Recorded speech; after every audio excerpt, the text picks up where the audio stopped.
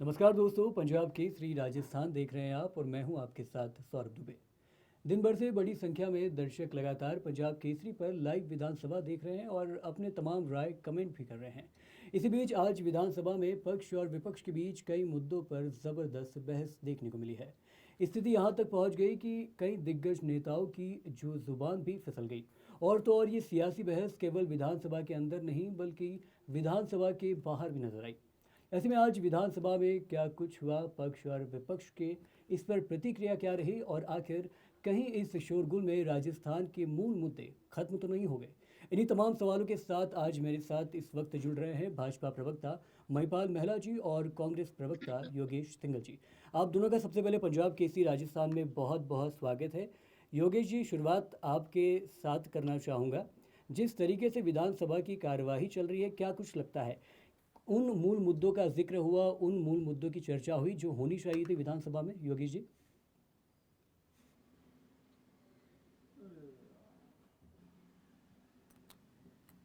योगेश जी, मैं आपसे गुजारिश करूंगा कि आप नेटवर्क में आए, लेकिन इससे पहले फिर हम महिपाल जी के पास चलते हैं। महिपाल जी, देख रहे हैं विधानसभा जी में क्या सरोज कुछ जी। हो रहा है, हर मुद्दे के साथ शोरगुल, तमाम तरह की आवाज़ और ख़ास तौर पर विपक्ष का हंगामा स्पष्ट रूप से देखने को मिल रहा है। किस तरीके से देख रहे हैं महिपाल जी इस पूरी विधानसभा की कार्रवाई को? क्या जो मुद्दा सरकार उठाना चाहती है, जो मुद्दा आपकी सूबे के मुखिया के तौर पे उठाया जाना चाहिए, क्या वो उठ पा रहा है? जी महिपाल जी। दुबे साहब, बिल्कुल विधानसभा है इसीलिए कि वहां पक्ष और विपक्ष मिलकर जनता के हित में कुछ अच्छे फैसले करें हम्म। जिसकी राहत लास्ट व्यक्ति तक को मिले। और विपक्ष अपनी जिम्मेदारी का निर्वहन करे, सत्ता पक्ष अपनी जिम्मेदारी का निर्वहन करे। भारतीय जनता पार्टी की सरकार माननीय भजन लाल जी के नेतृत्व में पिछले 2 साल से राजस्थान को लेके कृत संकल्पित है और उस पर हम लोग काम कर रहे हैं। हम्म।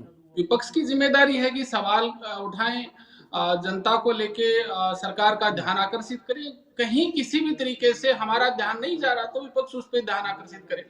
पर हम्म। सिर्फ और सिर्फ अखबार में छपना, टीवी पे बहस करवाना या सोशल मीडिया में रीलों के हम्म। माध्यम से चलना ही कहीं विपक्ष का हम्म। ये दय हो तो मुझे लगता हम्म। है ठीक नहीं है। और आज जिस तरीके से आज भी और कल भी हम्म। विपक्ष अपने आप को ये प्रेजेंट कर रहा है कि राजस्थान में सरकार ने कुछ नहीं किया और हम बहुत बड़ी भूमिका में हैं, हम्म। तो सिर्फ हा हुल्ला करना एक सार्थक विधानसभा चलने का संकेत नहीं है। विधानसभा जनता की गाड़ी कमाई से चलती है और मैं ये हम्म। मानता हूं कि विपक्ष अपनी जिम्मेदारी का पूर्ण निर्वहन करे, जो अब तक तो विपक्ष नहीं करता रहा। पर हम उम्मीद करते हैं कि हम्म। ईश्वर सद्बुद्धि देगा कांग्रेस पार्टी को। जनता को लेके कांग्रेस पार्टी हमारा ध्यान आकर्षित करे और जनता के विकास के लिए काम लेकिन करवाए। महिपाल जी, मेरी समझ में ये भी ज़रूरी है कि कहीं अगर अब उनको आपकी तमाम किसी चीज़ों पे आपत्ति हो तो उसका जिक्र भी होना चाहिए। अब जैसे मान लीजिए कि कांग्रेस के विधायक है दीनदयाल बैरवा जी, उन्होंने दौसा के तहसीलदार का मुद्दा उठाया। प्रशासनिक तौर पे, आधिकारिक तौर पे जो रवैया इस वक्त तमाम विधायकों के साथ हो रहा है वो कहीं ना कहीं आपसे और हमसे कहीं से भी छुपा हुआ नहीं है। तो ऐसे मुद्दे अगर विधानसभा में उठाए जाते तो क्यों सरकार इसमें लापरवाही कर रही है या फिर किसी तरीके की देरी कर रही है? क्यों इस पे आखिर सुनवाई नहीं हो रही, कार्रवाई नहीं हो रही, महिपाल जी? बिल्कुल सौरभ जी, हम्म।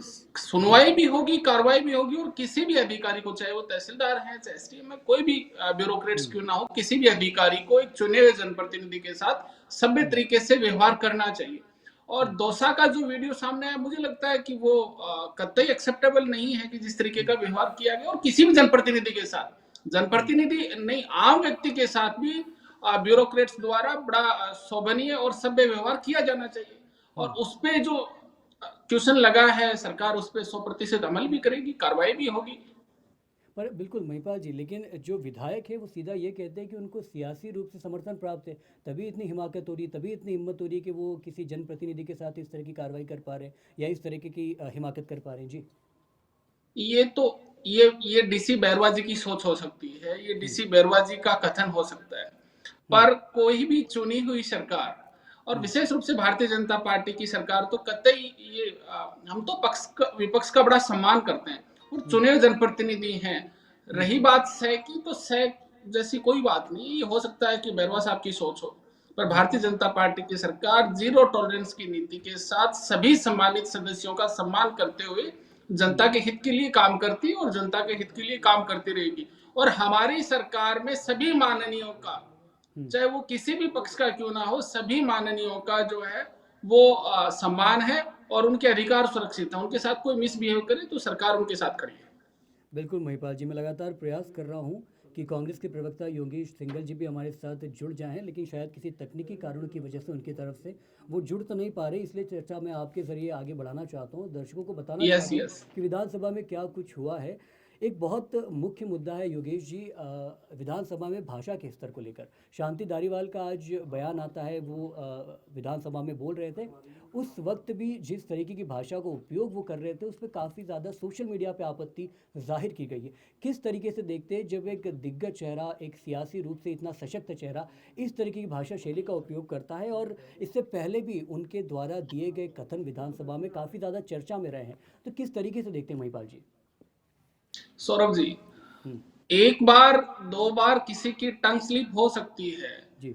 ये मानवीय नेचर है। हो सकता हम्म, है कि एक बार हम जो कहना चाह रहे हैं हमारे मुंह से कुछ अलग निकल जाए, पर बार बार टंग स्लिप होना ये आपकी कहीं ना कहीं मानसिक स्थिति को रिप्रेजेंट करता है। हम्म, माननीय शांति धारीवाल जी के द्वारा पहली दफा नहीं, आज भी जिस तरीके से लास्ट हम्म, में उनके मुंह से एक गाली शब्द निकला था, हर बार जब माननीय महिला विधायकों ने सवाल खड़ा किया महिला सुरक्षा को लेके, तब हम्म, शांति धारीवाल जी के बयान छुपे हुए नहीं थे कि ये मर्दों का प्रदेश है, और समय समय पर शांति धारीवाल जी अपने आपत्तिजनक बयानों से प्रदेश हम्म, की जनता के बीच में अपनी किरकिरी करवाते हैं, अपनी पार्टी की किरकिरी करवाते हैं।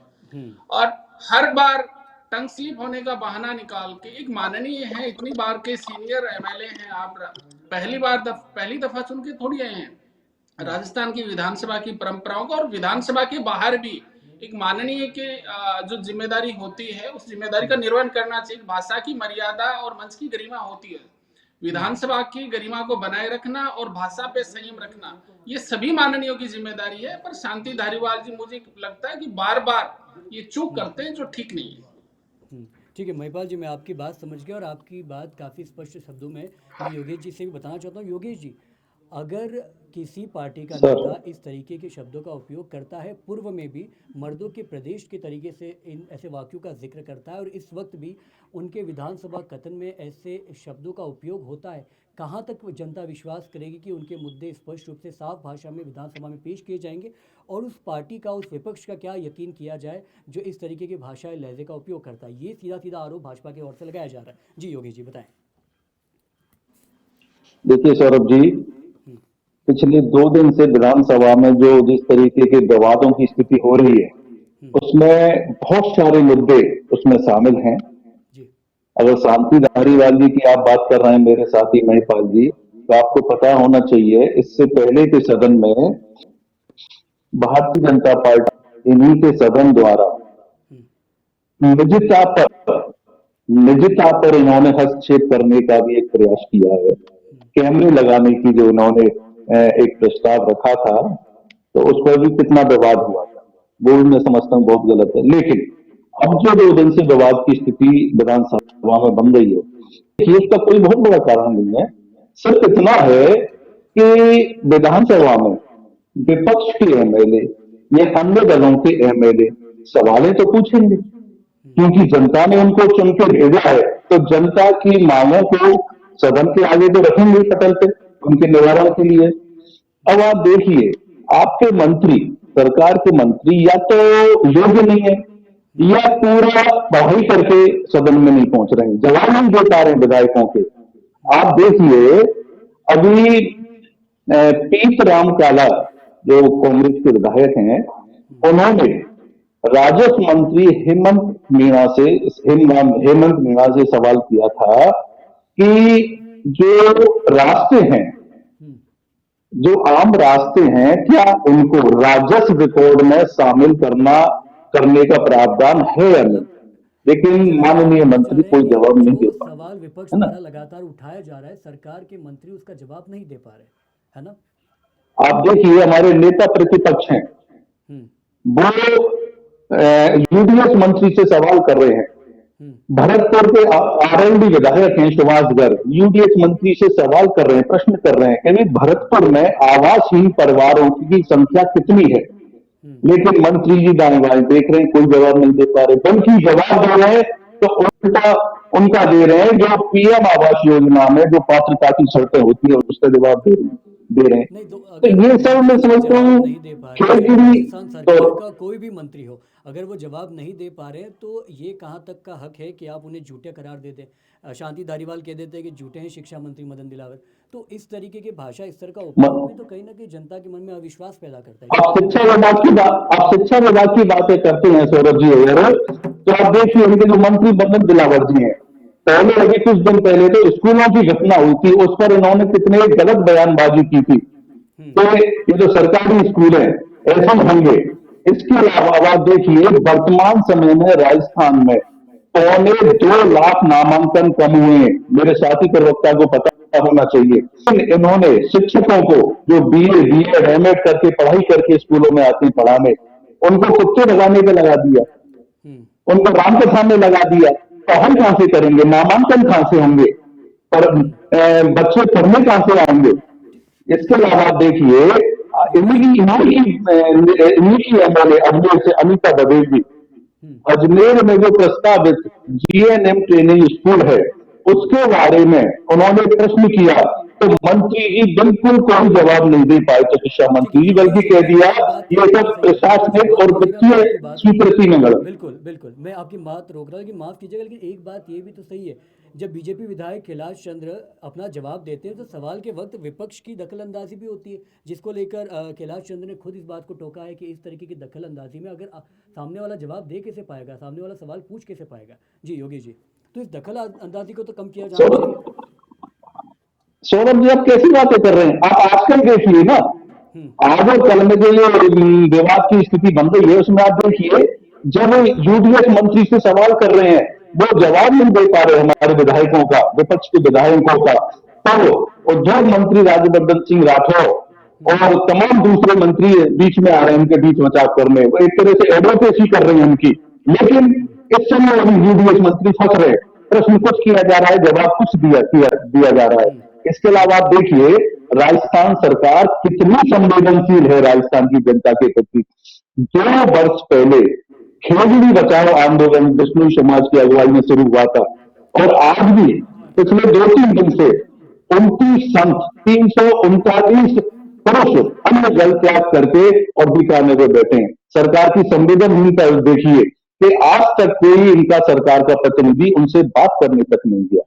तो ये कहां की एक इस तरीके का ये इनका एक जवाबदेही है आम आदमी के प्रति।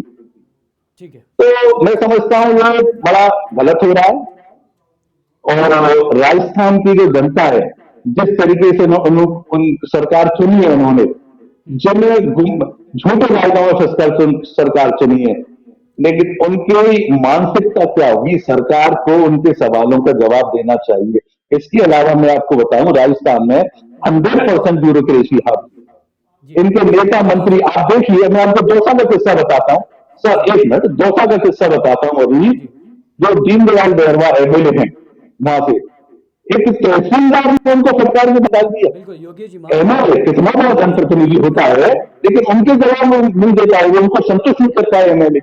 तो ब्यूरोक्रेसी किस कदर हावी है नीचे से ऊपर तक, इनकी मंत्री इनके एमएलए किसी रूप में कोई जवाब अपनी समझ नहीं है जनता के प्रति। जो तहसीलदार का मुद्दा आपने उठाया योगेश जी, मैं माफ़ी चाहूँगा, लेकिन डिबेट की शुरुआत में आपको मैं इसका जिक्र कर चुका था। महिपाल जी जो प्रवक्ता हैं भाजपा के, वो किसी तकनीकी कारणों की वजह से शायद डिबेट से लेफ्ट कर चुके हैं, लेकिन एक आखिरी सवाल के साथ योगेश जी मैं इस पूरी चर्चा को समाप्त करना चाहता हूँ आपके ज़रिए। खेजड़ी को लेकर जो सरकार का रुख है, जिस तरीके का रुख सरकार इख्तियार कर रही है, क्या संतुष्ट है? क्या लगता है क्या होना चाहिए, सरकार की क्या जवाबदेही होनी चाहिए, किस तरह की लापरवाही सरकार कर रही है जो कि आने वाले वक्त में नहीं करनी चाहिए? योगेश जी आपके जरिए बहुत संक्षिप्त में समझना चाहूँगा, इसके बाद इस पूरी चर्चा को समाप्त करेंगे। जी योगेश जी। देखिए सौरभ जी, भारतीय जनता पार्टी अपने आप को सनातनी होने का ढिढोरा पीटती आ रही है, लेकिन इसकी दोहरी चाल देखिए आप। खेजड़ी वृक्ष केवल राज वृक्ष नहीं है, मैं समझता हूं देव वृक्ष है, उसकी रक्षा करना भारतीय जनता पार्टी का परम कर्तव्य है। अभी संसदीय कार्य मंत्री जोगाराम पटेल जी ने 100 रुपए पेड़ काटने पर जो जुर्माना था उसको 1000 रुपए करने का ऐलान किया था, और वन विभाग की लकड़ी काटने पर जो 6 6 माह की सजा होती थी उसको 5,000 रुपए जुर्माने में तब्दील करने के थे। तो ये कहां की बात है? आप देखिए 9 नवंबर 2024 को 9 नवंबर 2024 को जब बिश्नोई समाज आंदोलन था, लेकिन उस समय खींवसर का उपचुनाव चल रहा था। उस उपचुनाव में सरासर बीजेपी की जो हार दिख रही थी उसको बचाने के लिए साधु संतों की मीटिंग बुलाई सीएम ने, सीएम हाउस में, और उनको आश्वासन दिया था कि खेजड़ी पर हम बहुत सख्त कार्रवाई करेंगे, काटने पर, और सख्त कानून बनाएंगे।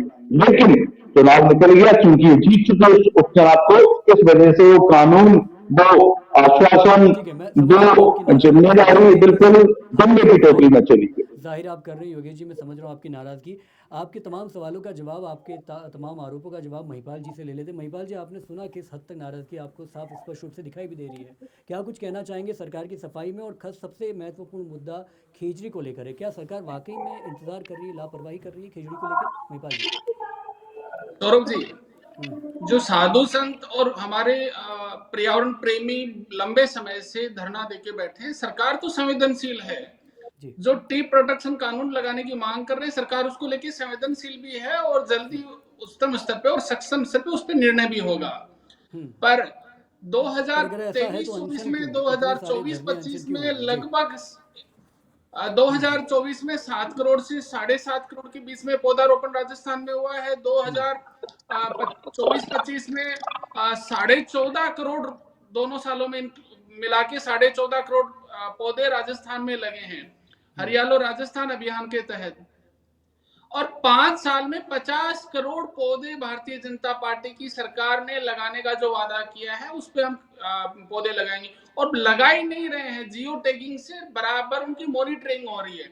इसका मतलब यह कि भारतीय जनता पार्टी को कहने की जरूरत नहीं कि भारतीय। ठीक है, बहुत बहुत शुक्रिया महिपाल जी। आप किसी तकनीकी कारणों की वजह से शायद इस चर्चा से लीव कर चुके हैं, लेकिन बहुत बहुत शुक्रिया एक बार फिर से आप दोनों का पंजाब केसरी राजस्थान से जुड़ने के लिए। आप दोनों से संवाद करके इतना तो स्पष्ट हमने समझने का प्रयास किया कि राजस्थान विधानसभा में इस वक्त जो मुद्दे हैं वो काफ़ी ज़्यादा गंभीर है, और न सिर्फ राजस्थान की जनता के लिए बल्कि आने वाले सियासी भविष्य के लिए भी। बाकी पंजाब केसरी राजस्थान की कोशिश थी कि तमाम जनप्रतिनिधियों से चर्चा करके, संवाद करके, साक्षात्कार करके, और ख़ास तौर पे इन बड़ी दिग्गज पार्टियों के प्रवक्ताओं से बात करके ये समझा जाए कि आखिर इस तरीके की डिबेट की, इस तरीके के मुद्दों की मूल चर्चा क्या है, मूल उद्देश्य क्या है, और आने वाले वक्त में राजस्थान की राजनीति में किस तरीके का सियासी उठापटक इस तरह की चर्चाओं से संभव है। तो प्रदेश भर की तमाम छोटी बड़ी खबरों के लिए देखते रहिए पंजाब केसरी राजस्थान। एक बार फिर से बहुत बहुत शुक्रिया।